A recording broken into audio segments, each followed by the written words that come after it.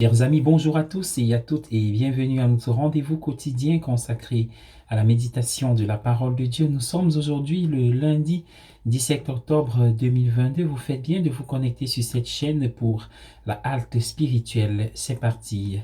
Luc s'intéresse particulièrement aux pauvres et met souvent en garde contre la cupidité. Nous sommes en Luc chapitre 12, versets 13 à 21.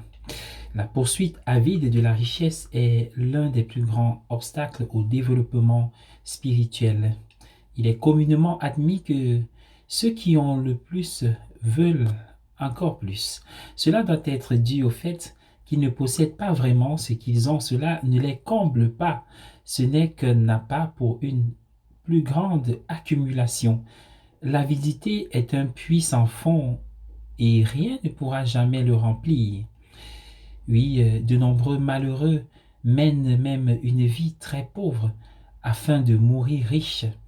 Comment mesurez-vous votre richesse?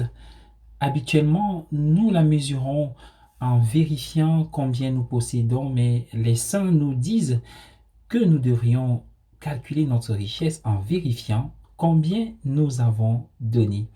La psychologie de la possession est pleine de paradoxes. Les personnes riches, en passant leur vie à accumuler des richesses, prouvent à quel point elles se sentent pauvres. Les personnes qui se sentent profondément riches en elles-mêmes ne gaspillent pas leur vie de cette façon. Quelqu'un a dit un jour d'un homme très riche qu'il n'était que le gardien de sa richesse, seulement une clé. Peut-on mesurer la cupidité? Pas exactement, mais même une estimation approximative pourrait être très utile. Avez-vous déjà remarqué que la taille d'une somme d'argent semble changer selon que vous la recevez ou que vous la donnez? La somme est la même. La différence montre votre partialité.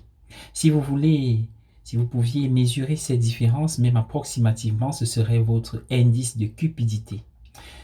Pourquoi voudrions-nous savoir une chose aussi désagréable sur nous-mêmes pour la même raison que nous préférons nous regarder dans un vrai miroir que dans un miroir déformant?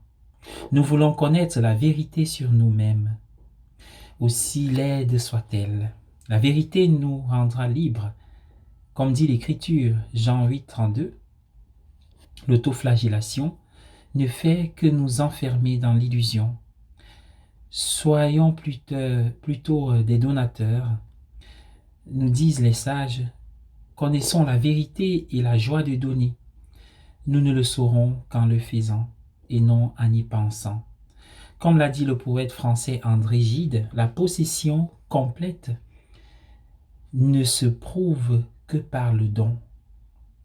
Tout ce que vous êtes incapable de donner vous possède, disait-il. Soyez bénis et bonne journée à tous et à chacun.